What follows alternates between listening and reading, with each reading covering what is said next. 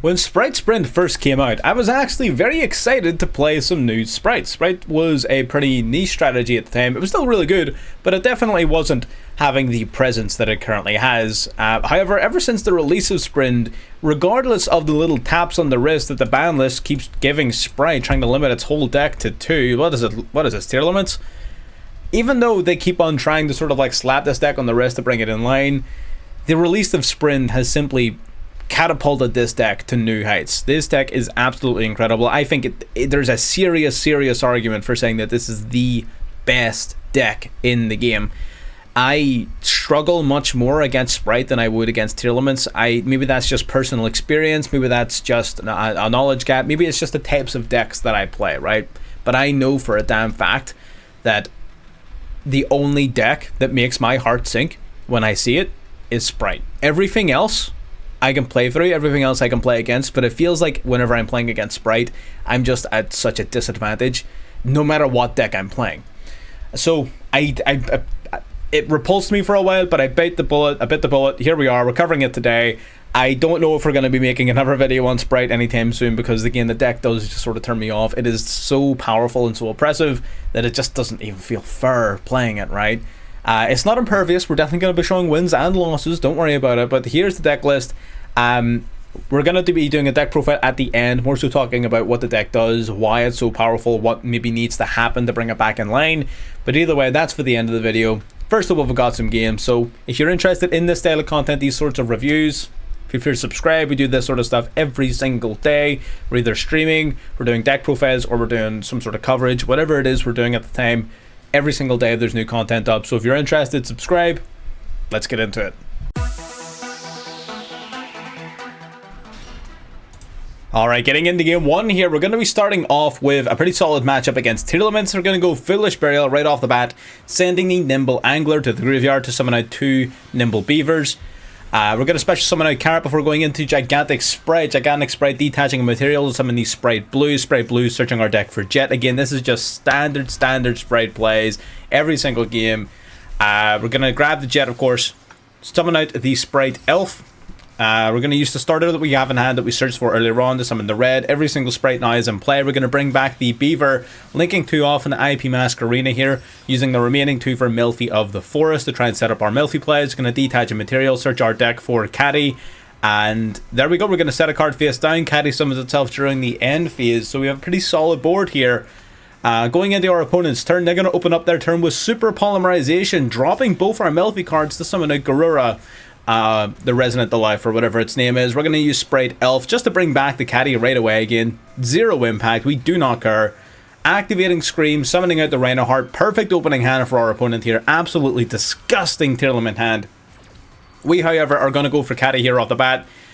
Adding itself back to hand, we're going to grab a Nimble Beaver from our deck. He's going to mill some cards. He's going to mill a Havness. That's fine. Going to activate Havness. We're going to chain Cult by the Grave to banish the Havness. He, however, is going to use his Kildo that he milled to prevent the Havness from being banished. It will, however, still prevent the Fusion Summon, so it's just fine. And then we can chain to that our Penny. Now, Penny is going to be a huge counter to tier limits in particular, because we can basically synchro it off to Herald of the Arclight during the opponent's turn. Herald of the Arclight says that whenever a monster would be sent from the hand or deck to the graveyard, it is instead banished. That is a hard counter to tier limits. Now, it only has 1,000 defense, so how are we going to keep it safe? Well, we're going to use IP Mask Arena to go into Mech Knight Crusadia Avramax. So now he cannot target anything for an attack other than our Avramax, keeping our Herald of the Arclight safe. You're going to draw a card here off of Garura. He's going to go for Siren here, dropping Mudora, it getting banished before Exceed summoning off into Tame Thief Redoer into the end phase. That is totally fine here. Gonna top deck into Nibiru, pretty useless straw here. He's gonna grab our Spright Smashers from the top of the deck, trying to use his effect to start Fusion Summoning. We're gonna Ash Blossom to prevent the Time Thief Redoer from resolving. That again just sort of shuts him down. He doesn't really have a play to make past that point. We're gonna take him out with the Mech Knight Crusadia. We can afford to take it slow because we know that he can't really play through Herald without drawing directly into the likes of Suliak or something to that effect, which he's unable to do. So there you go, completely shutting down the tier limits matchup. Herald of the Arclight giving you that just omniscient complete shutdown against tier limits with the Avramax is usually enough to just win you this matchup almost every single time. And this is part of why I feel like it's one of the best decks in the format, if not the best deck in the format, because it has a dedicated answer to the next best option, which would be Tearlaments. And a dedicated answer where it wins every single time. It's extremely versatile. It has a lot of monsters that are just difficult to out. It has recursion and consistency that is unmatched. Just very difficult to keep up with this deck. Let's get into game 2. Game 2 then, we're actually going second this time, and it's going to be a mirror match. They're going to start off with Swap Frog here, pitching the Ronin Totem, summoning out the Spright, blue grabbing Jet. Now, a singular Ash Blossom against this deck is not going to be enough to slow them down. They're going to grab Spright Double Cross from their deck. Now, Double Cross is a pretty interesting card. They're going to go Sprint here. Sprint sending Nimble Angler directly from deck to grave. They're going to activate the Angler. This is probably one of the better Ash Blossom opportunities you're going to have. There is, of course, a number of alternatives, like trying to hit the Gigantic or whatever. But Nimble Angler is definitely a really solid hit. He's going to summon it to Carrot straight from deck off of his Spright starter before going into the Gigantic Spright here. Gigantic Spright detaching a material to summon a level 2 monster from the deck. He's going for Ibly, yet another insanely powerful card. We actually weren't playing it, but I really strongly consider putting it in. That card is phenomenal, especially in this deck. I feel like we're going to be seeing more Ibly from here on out, and I probably will, if I do play it again, play Ibly in here. That card is incredible. Bringing out the Ibly to our side of the field. The only thing about Ibly is that it doesn't really work in the mirror match. Going in here to the Ronin Totem here, setting a card and passing. So they've got the IP set up, they've got the Ronin Totem, they've got Elf to bring something back. We're going to normal summon Carrot because we know that that was Spright Double Cross. We knew he was going to try and use it. So by normal summoning Carrot, we're putting ourselves in a position where we can immediately deal with that card by tributing off his Ibly. So he's going to summon out Carrot to his side of the field. We're going to negate and destroy the Double Cross. We're going to summon out Red and Blue. Blue gets searching for Jet. We're going to summon the Jet now. Jet's going to search our deck for Smashers. That basically gives us an out to the IP. Spright Elf then. We're going to use Elf to bring back the Blue. Going into Sprint. Sprint then is going to send Nimble Angler from deck to graveyard, and we have his board shut down, right? He cannot play the game here. We're going to go into Gigantic Spright off of our Nimble Beavers.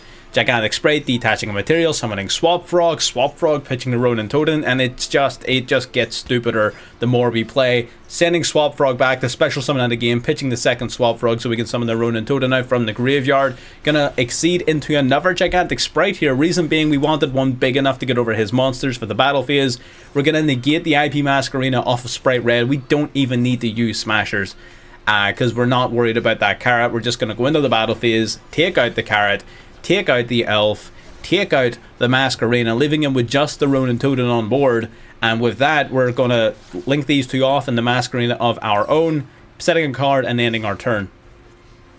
So it's not looking good for our opponent here. They're going to special summon out Spright Red. We're going to quickly use Elves just to see if we could... I honestly wanted to bait the Red there, but he didn't go for it. So before he could do anything else, we're going to very quickly go Smashers, banishing the Red, just to shut that down. But he's able to normal summon out Wind Up Kitten, is that? Now, I was really posed. I really wanted to stop this guy from getting any sort of Link or Exceed plays or anything like that. We're going to go Unicorn, dropping the Gamma, spinning that back into the deck. But he has Spright started. This man just had every card. They're going to go Blue. Blue search the deck for Jet. Jet, of course, can special summon itself as well. So he was able to play through all of our interruptions. And again, that's the power of Spright, man. Going into Gloomy here, Gloomy going to activate, grabbing a Masquerena from our graveyard, taking our Masquerena into the battle phase, taking out the Spright Elf. He's going to go for Smashers now. Smashers banishing starter from the grave, banishing Jet and Unicorn, so he can swing directly with Masquerena into the end phase. So depending on what we top deck is going to determine whether or not we can play this. We draw into Max C here. We're going to go for Ronin Totem, banishing Swap Frog from the grave. He's going to chain Masquerena to that. We're going to use Max C to hopefully draw into something useful in response to the Masquerena. In response to this Masquerena, again, he can't go Avramax or anything like that because that Masquerena was summoned from the graveyard, so he's forced to go into Unicorn, and with no card to discard, that Unicorn is not of any use to him. We're going to go into Jet here. Jet's going to grab Starter. Starter then is going to summon another Spright directly from deck. We're going to summon Blue.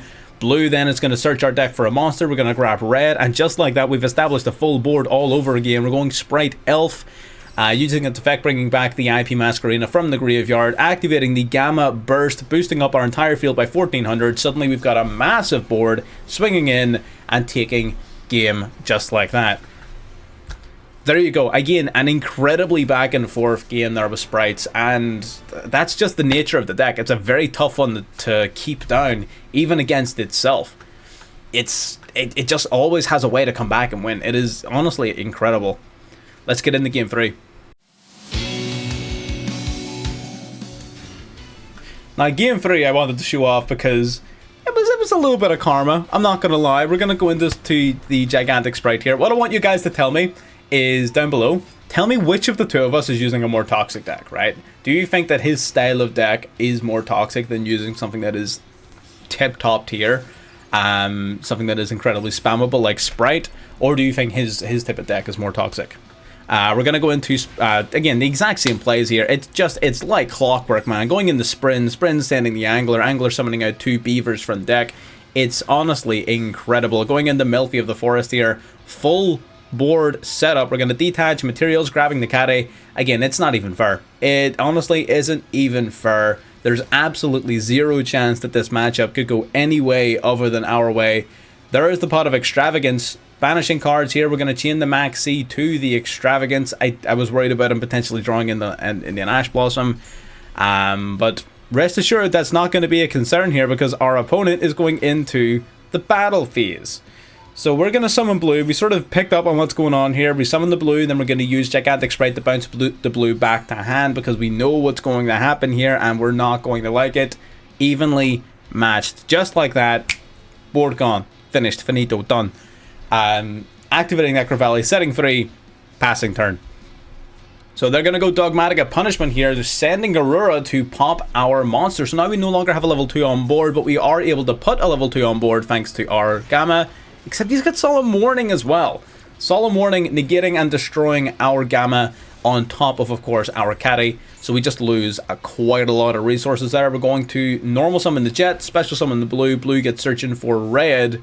Red, then we can special summon to the field before going into the Sky Cavalry Centuria. We're going to go into the battle phase. He's got Mirror Force of all cards. Mirror Force destroying our monster, forcing us to pass turn. We no longer have any way of dealing anything else with this turn. Necro Valley Throne, searching the deck for Gravekeeper's Commandant, normal summon a 2100 beater and beat thine ass. This guy is just on another level. So I'm pretty sure we just scoop it up here. Yeah, we do. So you tell me, is his deck more toxic than Spright because of how it plays, or is Spright worse because of how popular and overwhelming it is? You tell me down below. Either way, let's get into the deck profile. Alright, now anybody playing Master Duel at any rank above Silver has run into Spright at least once, right? This deck is incredibly popular and insanely powerful. I think this is the strongest deck in the game. I honestly do. I think this deck is stronger than Tearlaments, and the representation is quickly showing that. We're seeing a massive spike in Spright usage alongside a massive fall in Tearlament usage. I have a feeling that at some point soon, Spright is going to overtake Tearlaments in terms of top level representation, unless something is done to bring both decks in line. But again, the limits that they've attempted to put onto the deck have been entirely inconsequential. Completely inconsequential. So let's go through it a little bit. So how does the deck actually work? Well, the deck has, first of all, a ton of hand traps. So let's talk about those first. We've got, of course, the 2 Gammas and the Psyframe Driver. Gamma's pretty good in this deck, stops the Maxi. It's not the best in this deck, because it only really stops it in response to like a starter. So you can probably drop Maxi, it's not that impressive. Sorry, drop the Gamma, but we were playing it and it worked out for us, so it is what it is. Triple Maxi because it's broken. We've got triple Ash Blossom, double Cult by the Grave, and 1 Crossout Designator to stop Maxi because it's broken. And lastly, triple Infinite Impermanence. So that is, oh, and 1 copy of Nibiru, primarily as a crossout target. This card has been on the rise. It is something worth bearing in mind. It's also just not a bad card. 16 spots. You can do with those 16 spots whatever you want. You want to put an Ibli in? I think Ibli is definitely a really good card to include in this deck. I feel like if you want to play this, Ibli is going to be one of the stronger plays you can make. But yeah, this is the core of the deck here, if you will. We're going to talk about a few of the different engines, starting off, of course, with the actual Spright cards. So we've got Blue, Jet, Red, and Carrot. All of these monsters can special summon themselves if you control a level 2 monster, which makes them all free instant summons. Blue on summon will search your deck for a Spright monster. Jet will search for a Spright spell or trap. And Red and Carrot can tribute another level, link, or rank 2 monster you control to negate the activation of a monster effect or spell and trap effect, respectively. So pretty straightforward stuff. Spells and traps, you've got Spright Starter, which will summon any Spright directly from deck as a quick play spell with 0 cost other than some life point damage. This card is insane. Then you've got Gamma Burst, which will boost all of your level, link, or rank 2 monsters by 1400 attack and defense until the end of the turn. This is an amazing tool for going for lethal damage and will win you games. And lastly, we got Spright Smashers, which is one of your primary forms of interruption. You can banish a Spright card from your hand or graveyard to then banish one level, rank, or link to you control, as well as when your opponent as well as any card your opponent controls. Non-targeting banishment is pretty awesome on a quick play spell. So that's the Spright cards. It really is that simple. That's all there is in terms of Spright here. The rest of the deck is just level 2 extenders. So I should clarify, the 2 Bastille cards, I'm going to count these as hand traps. They literally never came up through my testing, but I'm going to count them as hand traps. You don't have to play those. So 18 spots to do whatever you want with. Jesus Christ, half of your deck is hand trap slots, is flex spots. That's insane. Running a Frog engine, 2 copies of Swap Frog, 1 copy of Ronin Totem. Swap Frog on summon will send a Frog or Toad monster to the graveyard. You're going to send Ronin Totem or another Swap Frog. Ronin Totem can special summon itself from the graveyard by banishing one of your Swap Frogs. So you basically just fill up your graveyard with your frogs and summon this guy back to the field a bunch of times. So it's a pretty decent extender. Nimble Angler, when this card is sent from the hand or deck to the graveyard, you will summon 2 Nimble monsters from your deck, ideally 2 copies of Nimble Beaver. Which is pretty dope. Nimble Beaver then, of course, on summon himself will special summon another level 3 or lower Nimble monster from your deck, probably your Angler, since you're running 2 copies of it. So all of these are just ways of putting 2 level 2s on board, which is pretty important because that's how you're going to get some of your Spright extra deck monsters out. So Nimble Angler does it, Nimble Beaver does it on normal summon as well. Melfi Caddy and Melfi Penny are a little bit different. So these cards are part of a small Melfi interruption package. You can exceed summon into Melfi of the Forest to search for this card. This card will summon itself from your hand at the end of your turn, and when your opponent normal summons or special summons a monster, you can tag this card back to your hand to search your deck for Penny. Now, Penny, on the turn in which you return one of your beasts back to hand, can special summon itself and then immediately conduct a synchro summon using that other Melfi monster in hand. So you're going to turn your Penny and your Caddy into Herald of the Arclight, which is an incredible floodgate against tier limits, and as well as just being an Omni Negate. So these 2 cards are amazingly powerful for sure. And lastly, we have Foolish Burial, which just sends your Nimble Angler to grave to summon to summon 2 level 2s out. So Foolish Burial is just here for this.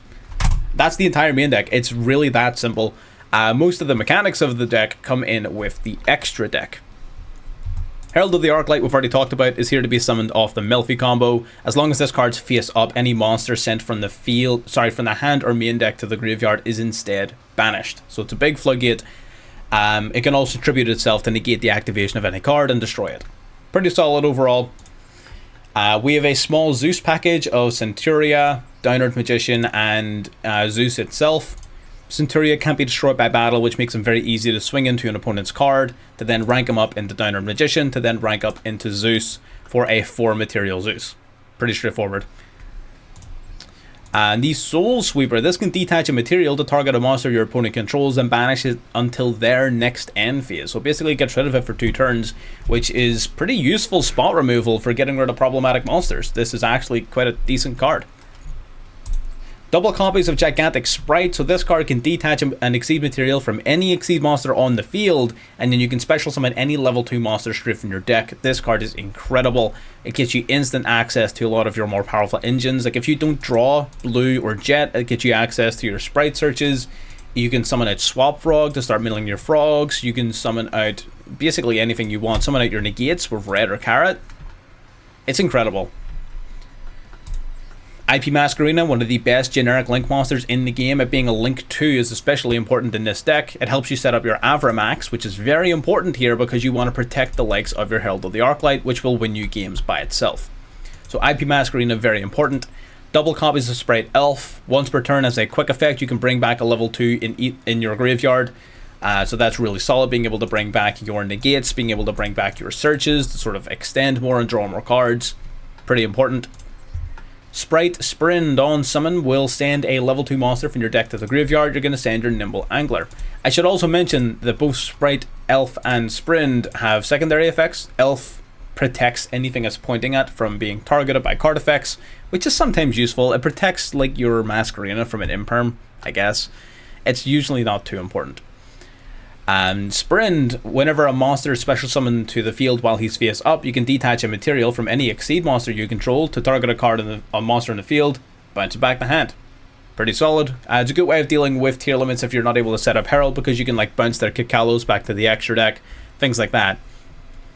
But he's primarily here for his Foolish Burial effect of sending a level 2 to grave. You're going to send your Nimble Angler like you saw in the gameplay. Nimble Angler, vomit out another 2 level 2 monsters, and then you just combo in game and go crazy. Unicorn, quick interruption to be summoned off Masquerena in a pinch. You've got Avramax, which is a staple card in this deck. Basically, he's here to protect your smaller monsters from being targeted for attacks. So as long as this guy's face up, your opponent can only attack him, and if he does battle an opponent's monster, he gains their attack points, making him virtually indestructible by battle, and he's already indestructible by card effects and untargetable because of Masquerena. So this card is incredible and will win you games in tandem with Herald of the Arclight. And lastly, we've got Goddess. We can vomit monsters out like it's nobody's business, so being able to kaiju one of your opponent's cards is pretty damn important, right? I mean, there's a lot of cards out there that would otherwise be fairly problematic. Things like Boral Dragon. That's the only one that springs to mind. Avramax, stuff like that is usually somewhat difficult to deal with. Smashers kind of does it, but this is another option for you to just go into whenever you have the resources. So definitely a really solid card. And that's it. There really isn't that much to talk about when it comes to Spright. It's not that complicated. It takes a little bit of getting used to whenever you first pick it up, but it's exceptionally powerful, and I'm pretty sure anyone who picks this deck up will learn it within 5 games. Like, you just pick it up, it's really not that tough to learn how to play this deck. Again, like, mastering it may take a little bit longer, but like, you'll be able to play this deck competently after like 4, 5, 6 games. That's my thoughts on it. I think that this is the best deck in the game. I really do. Maybe not this version of it, but Spright is the best deck in the game, in my opinion. I think this deck's stronger than Tier Limits. I just think that people have yet to reach that realization, and the representation has yet to shift. Tier Limits, again, may well still be stronger. I just personally feel like there's a lot more outs to Tier Limits. People are more used to playing against it, whereas the outs to Spright aren't quite as popular. I don't know. It just feels like this deck's stronger. Maybe I'm wrong. You can tell me if I'm wrong down below. If you disagree with me, by all means, you can throw your opinion in the comments below, or you can throw it in the Discord.